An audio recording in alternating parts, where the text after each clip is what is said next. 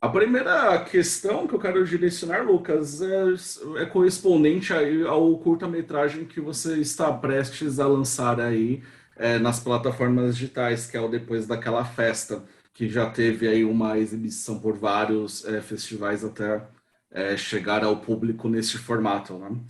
É, e me chamou muito a atenção nesse curta-metragem específico o fato de que você não assume apenas ali um papel como um ator, como um protagonista dessa história, mas sim também como um coautor desse roteiro e até mesmo como um coprodutor.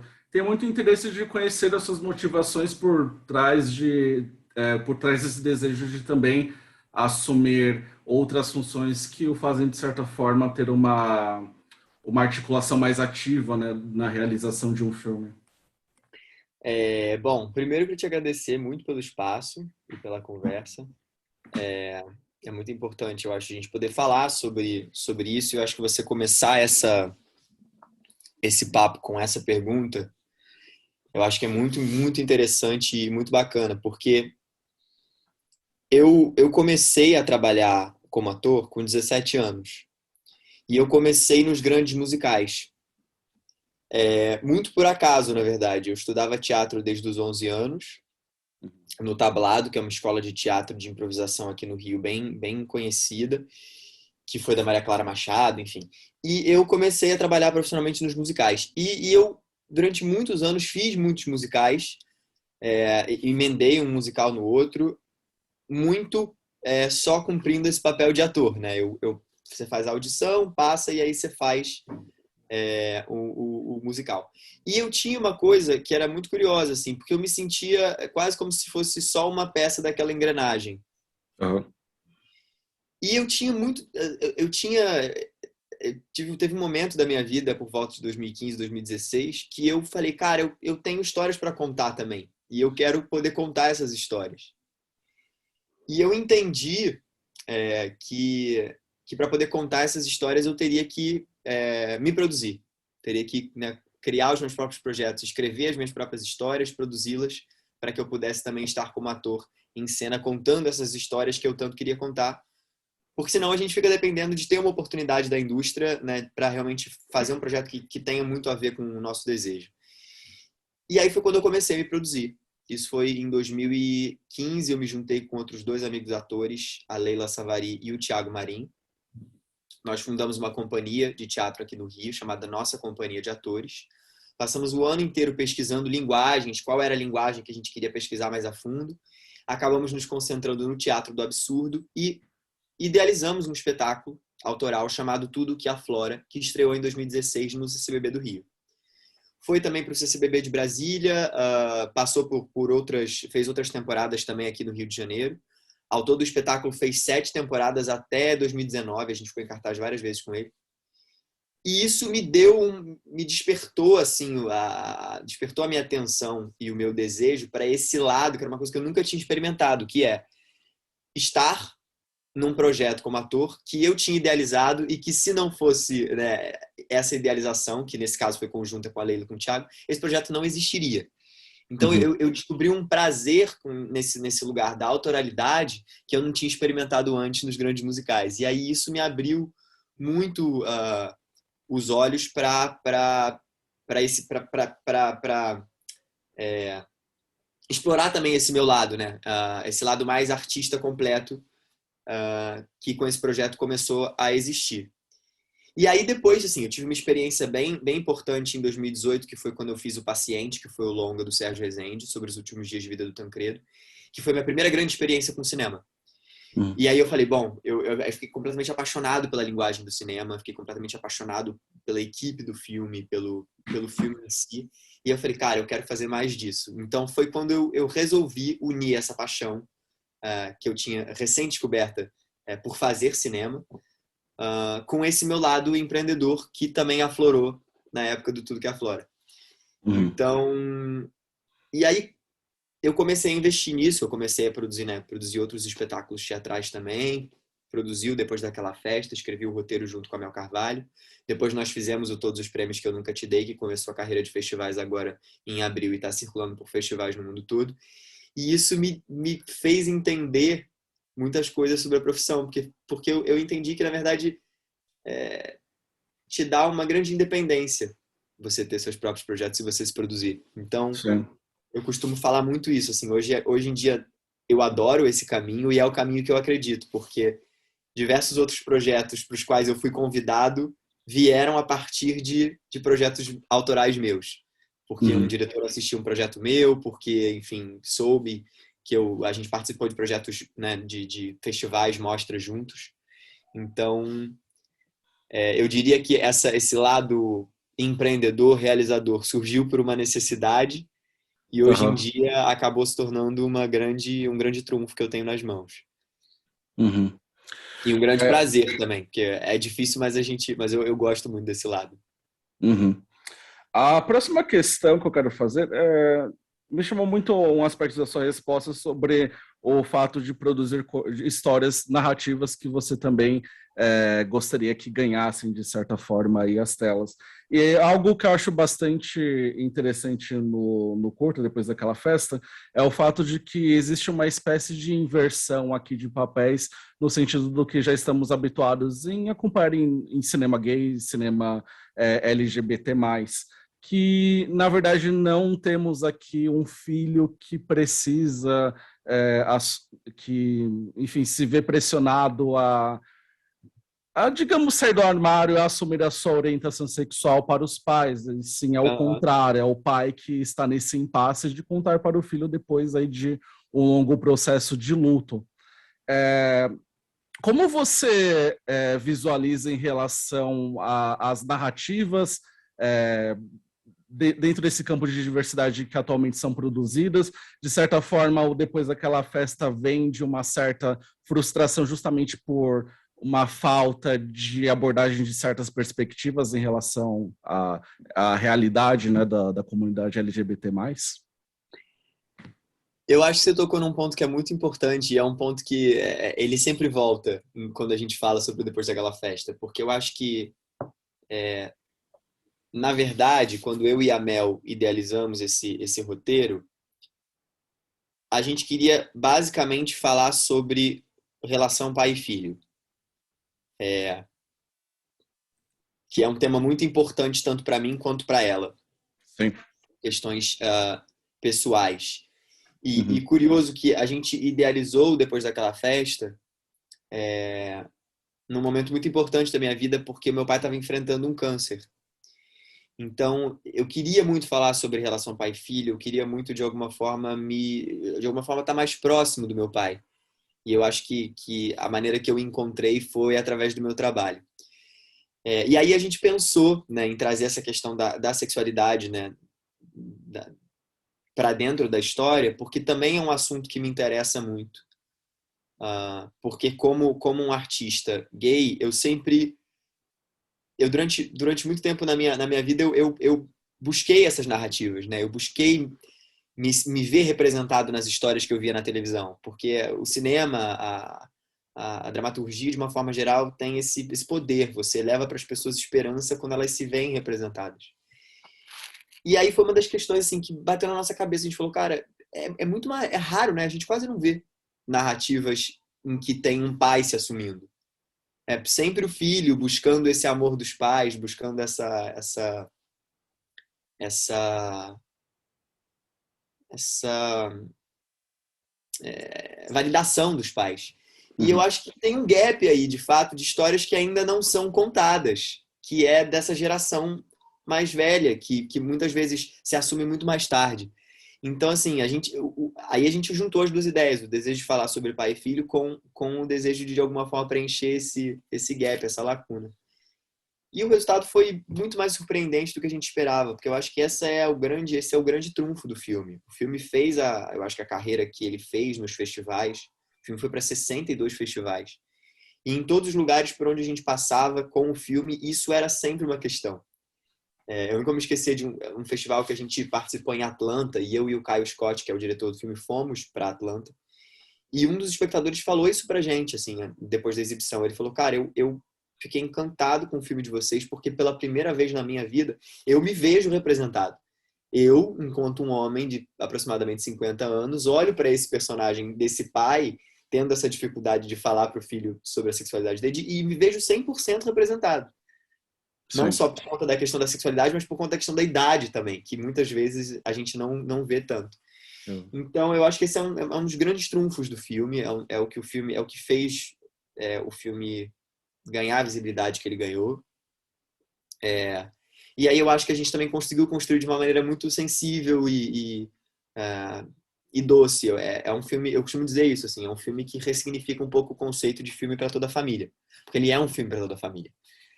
E ressignifica porque geralmente a gente não associa filmes que tratam de questões de sexualidade com filmes para toda a família. Mas eu acho que já está na hora da gente poder fazer essa associação. E eu acho que o Depois daquela Festa é um pioneiro nesse processo, assim.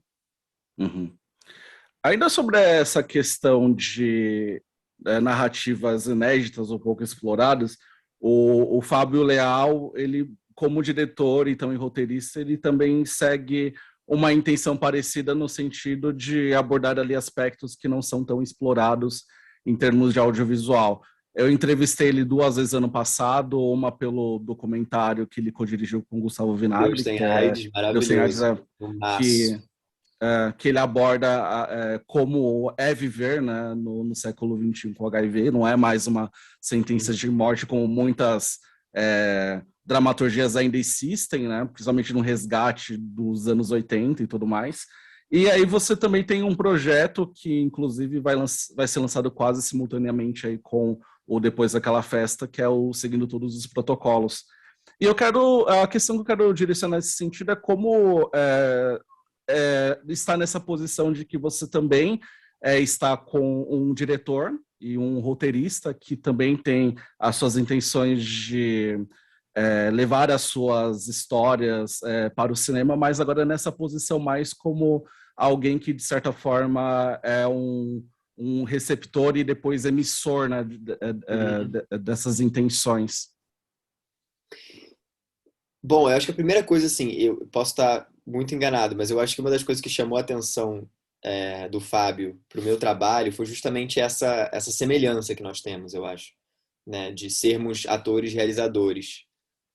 O Fábio é um realizador que eu admiro demais, assim, eu acho ele muito, além de ser meu amigo pessoal, se tornou meu amigo pessoal depois do Seguindo Todos os Protocolos. Ele é um cara extremamente corajoso, é um cara extremamente ousado, é um cara que não tem ele se arrisca mesmo, assim. Então eu me inspiro muito nisso, assim, nesse exemplo do Fábio. E para mim foi incrível participar desse filme, assim. Foi um projeto que surgiu no meio da pandemia, no momento onde a gente estava num limbo ali de trabalho. Eu tinha feito um projeto pessoal também, que é um espetáculo de teatro chamado Pescador e a Estrela, que é um texto meu com o Thiago Marinho, que a gente estreou no CCBB do Rio, depois viajou para Brasília. E eu estava meio ali há um tempo sem fazer cinema por conta da pandemia e com desejo também de fazer uma coisa nova. E, e aí surgiu esse convite do Fábio para fazer o teste. Eu fiz o teste e eu acho que foi extremamente desafiador para mim. É um personagem completamente diferente de tudo que eu já fiz. É uma linguagem completamente diferente de tudo que eu já fiz. Os filmes do Fábio, volto a dizer, tem essa ousadia, tem essa coisa de naturalizar o corpo e naturalizar o erotismo, que eu acho que é uma coisa que é importante sim, porque eu acho que o público brasileiro ainda tem certos... A gente ainda fica muito desconfortável quando tem nudez em cena, a gente ainda fica muito desconfortável quando tem cena de sexo. E isso no resto do mundo, em diversos países na Europa, por exemplo, isso é uma coisa trivial. Então eu acho que o Fábio faz isso de uma maneira genial, assim, porque é a serviço da dramaturgia, é a serviço da história e é de uma maneira que é super poética. Então foi um desafio para mim, porque é um personagem complexo, é um personagem que tem uma densidade. Eu faço um médico que está trabalhando na linha de frente da Covid e é um dos personagens com o qual o personagem do Fábio Francisco se envolve. É uma cena que é uma verdadeira montanha-russa, porque ela passa por vários... Não sei se você já assistiu o filme. Assistiu. É um filme que é uma cena que passa por diversos estados e emoções diferentes. E eu acho que é mais complexo ainda porque, É uma cena em que eu tô praticamente a cena inteira nu, e é um personagem de uma cena só, que eu acho que é um grande desafio para qualquer ator, né? Você poder mostrar tudo que o personagem todas as camadas que aquele personagem tem, e tudo que ele está enfrentando numa cena é um grande desafio. E o Fábio conduziu isso de uma maneira incrível, assim, me deixando extremamente à vontade e com um olhar super cuidadoso, não só para o meu trabalho, mas também para o que ele estava construindo ali, sabe? E foi muito Uhum. bacana porque foi um processo muito. Ele tinha um roteiro escrito, né, da cena, do que ele esperava, e a gente foi descobrindo muita coisa juntos. Então, Sim. também foi um processo bastante colaborativo em que eu pude propor coisas e me sentir de verdade um criador ali junto com ele, que eu acho que é onde eu me sinto mais feliz como ator. Uhum. E de certa forma foi uma experiência também amedrontadora, não no sentido de se despir literalmente na sua participação, mas também de representar um aspecto que de fato fora das câmeras se vivia também. Eu acho que não no sentido apenas de pandemia, mas também da solidão na pandemia, né? Sobretudo, eu acredito que de homens gays, que acho que o Fábio representa muito bem isso com o protagonista que ele interpreta. Como que qual foi o momento que aquele filme foi realizado e como foi lidar também com esses fatores externos que eram tão ligados ali aos internos? Se eu não me engano, a gente filmou em agosto de 2021, Uhum. agosto ou setembro. E é curioso, foi um processo interessante porque o Fábio já tinha filmado o resto do filme inteiro. Uhum. Isso é uma coisa que ele conta também várias vezes em várias entrevistas. Era originalmente para ser um curta-metragem. Uhum. Eles tinham ganho um edital para realizar um curta. E aí ele tinha escrito essa cena do personagem Vinícius, que é o personagem que eu faço. E aí ele filmou o filme e aí falou, cara, acho que essa cena não precisa, acho que vou cortar essa cena. E aí quando ele montou o filme, ele falou, cara, eu tô sentindo falta dessa cena, então vamos voltar. Porque o Uhum. filme acabou ficando ficou maior do que um curta. É. E aí foi quando a gente, né, ele fez o teste e aí me chamou para fazer. Então eu acho que tem uma coisa que era um momento muito específico das nossas vidas. Eu acho que o filme tem uma coisa que todo mundo que assiste esse filme vai se identificar, porque todo mundo viveu esse processo. E o filme traz vários aspectos da pandemia, né? A solidão eu acho que é o coração, mas tem várias outras pequenas coisas que as pessoas viveram durante a pandemia. Então eu acho que não tem como não ter uma identificação por parte do público. E eu acho que fui muito feliz nesse processo, assim. Eu acho que tinha a ver com o que não só eu, mas o mundo inteiro estava vivendo nesse momento. Então tinha coisas ali que tinham uma identificação enorme comigo também. E, e eu acho que você tocou num ponto chave, assim. É um filme sobre solidão. E eu acho que todos nós nos sentimos, né, sozinhos em algum aspecto, em algum ponto das nossas vidas, né? Então eu acho que esse assunto me tocou muito, assim. Uhum. Uma última questão, Lucas. Eu quero voltar novamente sobre o Depois daquela Festa e também sobre o outro curta que você já, como antecipou, está sendo exibido em festivais, né? Que é Todos os Prêmios que Eu Nunca Te Dei, também do Kai Scott. Isso. Mas eu quero saber como que você visualiza em relação à, à visibilidade, à circulação, a lançamentos de curtas-metragens, porque, de certa forma, curta é um formato que serve aí de portfólio, inclusive, para muitos artistas que talvez sejam atores, mas também estão iniciando ali em roteiro, direção, produção, etc. Mas é um formato ainda que tem uma certa resistência em relação a como ser exibido em telas grandes, fora de festivais e até mesmo até para lançar, né, em plataformas digitais. Então, eu quero saber muito, até mesmo desse seu lado também de artista que empreende, como foi conseguir encaixar aí depois daquela festa como um lançamento em streaming e qual a experiência está tendo agora com o novo curta sendo exibido em festivais. Eu acho que você tocou num ponto-chave. Mais uma vez, você só tá fazendo gol nessa entrevista, porque só tá tocando em ponto-chave. Obrigado. Eu acho que assim, tem um aspecto que é muito interessante que você falou, que é verdade. O curta é um formato experimental. É um formato que muitos realizadores usam para testar, né? Para ter um primeiro contato com o cinema, tanto na função de diretor, como de roteirista, como de ator, enfim. Às vezes para experimentar, né, uma ideia para um longa mesmo, para um primeiro longa. E eu acho que por conta disso é um formato que é muito pouco valorizado no Brasil. Lá fora a gente tem políticas de valorização de curta-metragem que são muito maiores do que muito mais fortes do que aqui. E eu acho que hoje em dia no Brasil mais do que nunca, porque a gente tem um governo que não apoia, não só não apoia a arte e a cultura, como boicota a arte e a cultura. Então eu acho que a gente está vivendo um momento muito triste assim da cultura brasileira, porque é quase um desespero da gente ter que, sabe, mendigar as poucas políticas públicas de incentivo que a gente tem. E aí vira uma batalha enorme, né? Porque tem tanta gente querendo fazer. O Depois daquela festa, ele é um projeto que surgiu, a gente fez ele com financiamento coletivo.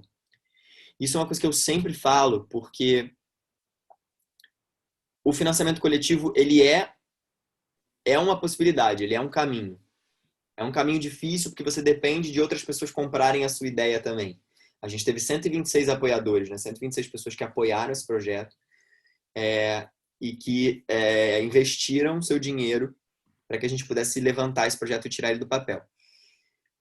E aí eu acho que, assim, esse caminho dos festivais é muito curioso, porque a gente finalizou o filme e eu falei, cara, o filme tá bonito, sabe? O filme tá legal, eu quero que esse filme seja visto. O que que eu faço? E aí eu conversei, na época, com o Daniel Ribeiro, do Hoje Eu Quero Voltar Sozinho, que hoje também é meu amigo pessoal, porque a gente fez o Todos Nós juntos. E essa também é uma curiosidade, que eu escrevi no site da produtora do Daniel, lá Lacuna Filmes, tem um inbox para você deixar mensagens. E eu falei, cara, o meu curta tem um perfil muito parecido com o curta do Sozinho. Vou escrever para o Daniel, como quem não quer nada, ver se ele topa trocar uma ideia comigo sobre distribuição, porque eu realmente não sabia o que fazer com o Uhum, filme. sim. Não sabia como mandar para os festivais, não sabia como chegar nos festivais. E aí eu escrevi uma mensagem nesse inbox do site dele e um mês depois ele me respondeu. Um mês depois, 4 semanas. Uhum. Topando bater esse papo comigo. E aí eu sentei com ele para conversar e falei, Dani, olha, muito prazer, eu fiz esse filme, eu acho que tem um perfil parecido, você topa assistir? Ele assistiu o filme. E ele falou, Lucas, eu acho que assim, não tem muito mistério. Você tem meia dúzia de plataformas que você usa para inscrever o filme em festivais. E eu acho que tem que mandar para todos os festivais que você quiser e ver no que dá. Foi exatamente isso que eu fiz. Eu saí mandando para todos os festivais que eu queria. É um processo complicado essa distribuição independente, porque custa dinheiro, e a gente às vezes não sabe, né, que custa tanto dinheiro, porque cada festival é uma taxa de inscrição que você tem que pagar, pelo menos lá fora. Aqui no Brasil, a maior parte dos Ah, festivais são gratuitos, o que é ótimo. uhum. E eu falei, cara, eu vou investir esse dinheiro. Eu não tinha esse dinheiro, mas investi esse dinheiro e surpreendentemente, o filme começou a passar em vários festivais que pagavam taxa de exibição. O filme ganhou alguns prêmios que tinham prêmio em dinheiro, então eu fui conseguindo recuperar esse dinheiro de alguma forma. E aí eu acho que tem uma questão muito interessante. A gente não só não tem investimento no Brasil para produzir curta, como a gente não sabe monetizar esse produto quando ele fica pronto. E isso é uma grande lição que eu descobri assim. Eu hoje considero que eu consigo vender um curta-metragem para uma plataforma de streaming, né, a maior parte delas online, né, de fora do Brasil, e isso é uma coisa que você tem que ir descobrindo. Então eu fui cavucando isso, eu fui tentando mesmo descobrir, até que o filme foi parar no Globoplay através do Telecine, que mais uma vez foi uma coisa que eu também descobri. Eu descobri que o Telecine estava... Eu liguei a TV um dia no canal Telecine e descobri que eles estavam passando curtas-metragens, porque o Hoje Eu Quero Voltar Sozinho, o Eu Não Quero Voltar Sozinho, o curta do Dani, estava Uhum. disponível no streaming do Sim. Telecine. E aí eu entrei em contato com eles, apresentei o projeto e eles quiseram licenciar. Então foi uma... Você me perguntou como é que foi esse processo. Esse processo foi um processo de muito garimpo mesmo, de muita... Eu sou um cara... Eu acho que uma das grandes virtudes da minha personalidade é que eu sou um cara muito curioso. Então, se eu não sei alguma coisa, eu vou atrás de descobrir, sabe? Uhum. Às vezes, não dá em nada. Às vezes, assim, eu escrevo uma mensagem para alguém para perguntar alguma coisa, pedir alguma coisa, a pessoa me ignora. Às vezes dá certo, como foi o caso do Dani. Uhum. E nós trocamos né, nós batemos esse papo e logo depois teve o teste de Todos Nós, que eu acabei fazendo também para HBO. Então, eu acho que foi um processo de muita descoberta. Eu aprendi milhões de coisas, aprendi muito sobre distribuição. Mas mais do que tudo, eu acho que eu aprendi bastante sobre esse aspecto da monetização de um produto artístico, de uma obra cinematográfica, que eu acho que a gente não tem a dimensão. E não tem a dimensão porque isso não se ensina em lugar nenhum. Uhum. Mesmo para quem faz faculdade de cinema, mesmo quando você trabalha com cinema, é uma coisa que ninguém fala, entendeu? Distribuir uma obra cinematográfica custa caro, seja para mandar para os festivais, seja para você fazer exibição em cinema, para você entrar em sala de cinema. Hoje em dia você tem que fazer um arquivo do filme em DCP, que é o arquivo de exibição. O DCP custa Então, caro, custa R$ 2.000 para um longa-metragem. Você tem que fazer audiodescrição em Libras. Hoje em dia é obrigatório para você entrar em circuito de cinema. Também custa caro, para um longa-metragem custa na faixa de R$ 10.000. Então, assim, fazer cinema custa caro. Mas eu acho que hoje em dia o mercado está cada vez mais dando possibilidades também de remuneração para os cineastas independentes. uhum. Eu acho assim, acho que a gente está conquistando um espaço cada vez maior para curtas-metragens, né? O Telecine, por exemplo, compra curta-metragens, o Canal Brasil compra curta-metragens, o Canal Arte 1 compra curta-metragens. Mas eu acho que tem que ser 10 vezes mais, Então, entendeu? Eu acho que as grandes plataformas também precisam comprar e licenciar o Netflix, o Amazon Prime Video, HBO Max, porque é isso, assim, é uma forma também de você incentivar a produção local e você incentivar os jovens talentos, jovens cineastas, que vão ser as pessoas que vão alimentar o mercado no futuro. uhum. E aí é isso, o Todos os Prêmios surgiu, né, do desejo de continuar essa caminhada, né? É um projeto que a gente inscreveu e aí a gente deu um passo a mais, porque a gente inscreveu ele no edital de retomada cultural aqui do estado do Rio de Janeiro, através da Lei Aldir Blanc, fomos contemplados e aí fizemos o filme em condições um pouco melhores do que o primeiro. Uhum. E aí o filme estreou no LGBT Film Festival na Polônia e agora já foi para mais 4 festivais e tem mais 6 na frente pelos próximos 3 meses. Uhum. Então, foi uma experiência muito bacana, assim, eu me sinto muito realizado. Quando eu olho para o meu trabalho e falo, caramba, esse filme tá aí porque eu fiz, sabe? Porque Uhum. se eu não tivesse feito, se eu e os meus amigos, né, eu e a Mel, eu e o Caio não tivéssemos feito, eu não teria. Uhum. E, e eu recebo depois daquela festa, é um curta que é curioso, porque eu recebo mensagem até hoje de pessoas, né, nas redes sociais falando, cara, eu assisti o filme e o filme me transformou, mudou minha vida. E eu acho que a Uhum. arte tá aí para isso. Uhum. Lucas, eu vou concluindo por aqui só para relembrar, depois daquela festa entra no dia 29 no Telecine Play, né? Desculpa, no 28. Globoplay, 28 no Globoplay. Ele já está disponível no Globoplay Sim. para assinantes do pacote Telecine. Uhum. As pessoas também podem assistir através das operadoras de televisão, né? Claro Now, Vivo Play, Oi TV e Sky. Uhum. Mas no dia 28 de junho, semana que vem, que é o Dia Internacional do Orgulho LGBT, a gente vai ter uma sessão especial comemorativa do filme, às 9h35 da noite, no Telecine Touch. Perfeito. E no E aí, dia 30, 2 dias depois, tem a estreia do uhum. Seguindo Todos os Protocolos nos cinemas do Brasil inteiro. E aí é muito importante, uma coisa que eu sempre falo e quero convidar todas as pessoas a assistirem no primeiro final de semana, porque é um projeto independente, ele está sendo distribuído de uma forma independente pela Sessão Vitrine, então a gente não sabe quanto tempo o filme vai ficar em cartaz. Então, assistam no primeiro final de semana. Perfeito, Lucas. Recado dado. Obrigado pela sua disponibilidade, pela conversa. Desejo sucesso com os projetos que estão prontos e os que estão por vir também. Valeu, Alex. Muito obrigado a você pelo espaço e até breve. Um abraço, tchau. Valeu, tchau, tchau.